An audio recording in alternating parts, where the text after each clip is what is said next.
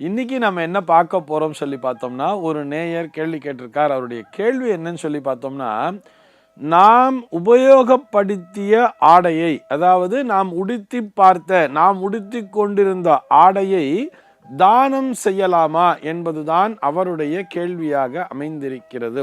அதாவது இப்போ பெண்கள்லாம் பார்த்தோம்னா நிறைய புடவைகளை வாங்கி குவிக்கிறார்கள். அவர்கள் உடுத்தி பார்த்துட்டு அதுக்கு கொஞ்ச நாள் வச்சுட்டு அதுக்கப்புறம் திருப்பி பார்த்தோம்னா நிறைய ஸ்டாக் ஏறிண்டே இருக்குங்கிறதுனால அதெல்லாம் தானமாக கொடுத்துட்றா இல்லையா? இந்த மாதிரி செய்யலாமா என்பது தான் அவருடைய கேள்வியாக அமைந்திருக்கிறது.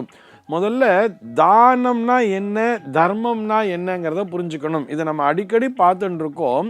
தானம் என்பது ஏதோ ஒரு பலனை எதிர்பார்த்து கொடுப்பது, இது ஒரு விஷயம். தர்மம் என்பது எந்த விதமான பலனையுமே எதிர்பாராமல் அப்படியே கேட்ட உடனே கொடுத்துட்றா இல்லையா, அதுதான் தர்மம் என்பது. இப்போ ஒரு எமர்ஜென்சின்னே வச்சுப்போமே, ஏதோ ஒரு ரோட்டில் போயிட்டே இருக்கோம், அந்த இடத்துல ஏற்கனவே ஒருத்தர் டூ வீலரில் போய் ஆக்சிடென்ட் ஆகி கீழே விழுந்துட்டார், அவருடைய ஆடைகள்லாம் கிழிஞ்சு போய் ரத்தமாக வழிஞ்சிட்டு இருக்கணும் பொழுது நம்ம டக்குன்னு நம்முடைய ஒரு சட்டையை கழட்டி அவருக்கு போற்றி விட்டு, அவருக்கு நல்லா போற்றி விட்டுட்டு நேராக அவர் ஒரு ஹாஸ்பிட்டலுக்கு அழிச்சிட்டு போகிறோம் அப்படின்னு சொன்னால் அதிலே எந்த விதமான தோஷமும் வந்து சேராது. அங்கே அந்த எமர்ஜென்சி அப்படிங்கிறது தான் முக்கியமாக போய்விடுகிறது. ஆனால் அதே நேரத்திலே நாம் ஏற்கனவே உடுத்தி பார்த்த ஒரு ஆடையை தானமாக, அதாவது ஒரு பலனை எதிர்பார்த்து பண்ணுறோம் இல்லையா, அது போன்ற தானமாக கண்டிப்பாக செய்யக்கூடாது. தானம் அப்படின்னு சொன்னாலே, ஒரு வஸ்திர தானம் அப்படின்னு சொன்னால் புதியதாக வாங்கித்தான் தானத்தினை செய்ய வேண்டும், இதிலே சந்தேகமே கிடையாது.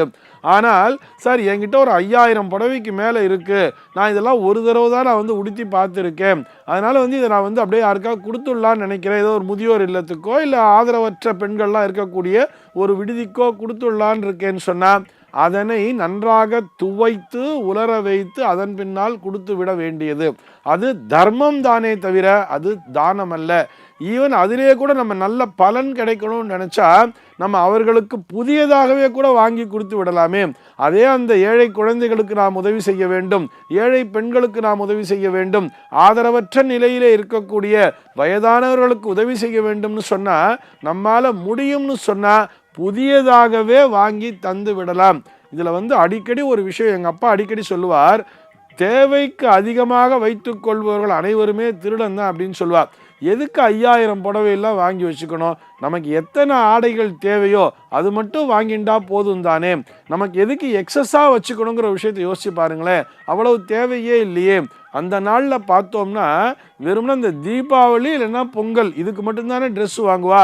ஆனால் இன்றைக்கி பார்த்தோம்னா பர்த்டேக்கு ஒரு ட்ரெஸ்ஸு, அப்புறம் தங்கச்சி பர்த்டேக்கு அக்காவுக்கு ஒரு ட்ரெஸ்ஸு, அக்கா பர்த்டேக்கு தங்கச்சிக்கு ஒரு ட்ரெஸ்ஸுன்னு சொல்லி இப்படி மாற்றி மாற்றி மாற்றி மாற்றி நம்ம ஆடைகளை வாங்கி குவித்து கொண்டே இருக்கிறோம். அப்புறம் அதை என்ன பண்ணுறதுன்னு தெரியல, அதை கொண்டு போய் நான் தானம் பண்ணுறேன் அப்படின்னு சொன்னால் அந்த வார்த்தையிலே அர்த்தமே இல்லையே. நம்ம தானம் பண்ணணும்னு நினச்சா புதுசாகவே வாங்கி எல்லாருக்கும் கொடுத்துடலாமே. நமக்கு பர்த்டேன்னா நமக்கு ட்ரெஸ்ஸு வாங்கிக்கிறத விட அந்த ஆதரவற்ற குழந்தைகளுக்கு ட்ரெஸ்ஸை வாங்கி கொண்டு போய் கொடுக்கலாம் இல்லையா. புதுசாக வாங்கி கொண்டு போய் கொடுப்பதில் தான் முழுமையான பலன் என்பதே இருக்கும். இந்த ஆடைகள்னு சொல்லி வரும்பொழுது மீண்டும் ஒரு விஷயத்தை நினைவூட்ட விரும்புகிறேன். நம்ம என்ன பண்ணுறோன்னு சொன்னால், ஒருத்தர் உடுத்திய ஆடையை மற்றொருவர் உடுத்துவது என்பதே தோஷத்தை தரும் அப்படிங்கிறத நல்லா நினைவில் வச்சுக்கணும். ஆனால் இதை ஞாபகம் வச்சுக்காம இன்றைக்கி என்ன பண்ணுறோம், ஒரு ரெடிமேட் ஷாப்பில் போய் அங்கே போய் ட்ரெஸ்ஸை நம்ம போட்டு பார்க்குறோம். ஒரு இந்த ரூமுங்கிறது இருக்குது, ஒரு ட்ரையல் ரூம்ங்கிறது இருக்குங்கிற மாதிரி ஒரு 10 ட்ரெஸ்ஸை எடுத்துகிட்டு போகிறோம். அங்கே போய் எல்லாத்தையும் போட்டு போட்டு பார்த்துட்டு எது நமக்கு பிடிச்சிருக்கோ அதை மட்டும் கையில் எடுத்துட்டு மீதி 9 ட்ரெஸ்ஸை அங்கேயே வச்சுட்டு வந்துடுறோம். இப்படி யோசிச்சு பாருங்களேன். நம்ம உடம்பிலே இருக்கக்கூடிய வியர்வையின் மூலமாக, நான் சயின்ஸாக சொல்லும்போது நம்ம உடம்பில் இருக்கக்கூடிய வியர்வையின் மூலமாக கிருமிகள் அப்படிங்கிறது அதில் டிரான்ஸ்ஃபர் ஆகிறது. இது எல்லாவற்றையும் விட இந்த தோல் ஆகட்டும், இந்த வியர்வை ஆகட்டும், இதிலே அந்த ஆதிக்கத்தை செலுத்தக்கூடிய கிரகம் என்பது சனி. நம்ம கிட்ட இருக்கக்கூடிய அந்த சனியினுடைய தோஷமானது அந்த ஆடைகளிலும் சென்று விடுகிறது. அந்த ஆடைகளை இன்னொருவர் உடுத்தும் பொழுது அவர்களுக்கும் அந்த தோஷம்ங்கிறது பாஸ் ஆகிறது இல்லையா. இதை நல்லா ஞாபகத்தில் வச்சுக்கணும். இதன் மூலமாக நம்ம அறியாமல் பாபத்தை செய்து கொண்டிருக்கிறோம் அப்படிங்கிறது ஞாபகம் வச்சுக்கணும். நான் உங்களை ரெடிமேட் ட்ரெஸ் வாங்க வேண்டாம்னு சொல்லலை, நமக்கான அளவு என்னங்கிறது தெரியும் இல்லையா, அதை பார்த்துட்டு அதை போய் பார்த்துட்டு அப்படியே வாங்கிக்குங்கோ, அதை போய் ட்ரையல் ரூமில் போய் நான் போட்டு பார்ப்பேன், அதை தான் கைட்டி வைப்பேன்னு சொல்லிட்டு இது அப்படியே கொஞ்சம் கொஞ்சமாக என்ன ஆச்சுன்னு பார்த்தோம்னா இந்த கலாச்சாரமானது அதிகரித்து இந்த குழந்தைங்க என்ன பண்ணுறா, புதுசாக ட்ரெஸ்ஸை போய் பார்த்து போட்டுண்டு அங்கே அந்த ட்ரையல் ரூம்லேயே இருந்துட்டு செல்ஃபி எடுத்துட்டு எல்லாத்தையும் கைட்டி வச்சுட்டு வந்துடுறா. இந்த மாதிரி செய்வதன் மூலமாக நாம் பாபத்தினை செய்து கொண்டிருக்கிறோம். இந்த குழந்தைகள் அறியாமல் பாபத்தினை செய்து கொண்டிருக்கிறார்கள். நம் உடம்பிலே இருக்கக்கூடிய தோஷமானது மற்றவர்களுக்கும் அது சென்று சேருகிறது. அதன் மூலமாக நான் பாபத்தினை சம்பாதித்து கொண்டிருக்கிறோம் என்பதையும் புரிந்து கொள்ள வேண்டும். சரி, இப்போ நைரா மெயின் கான்செப்ட் அப்படின்னு வரும்பொழுது உடுத்திய ஆடைகளை தானம் செய்யலாமான்னு சொன்னால் கண்டிப்பாக செய்யக்கூடாது.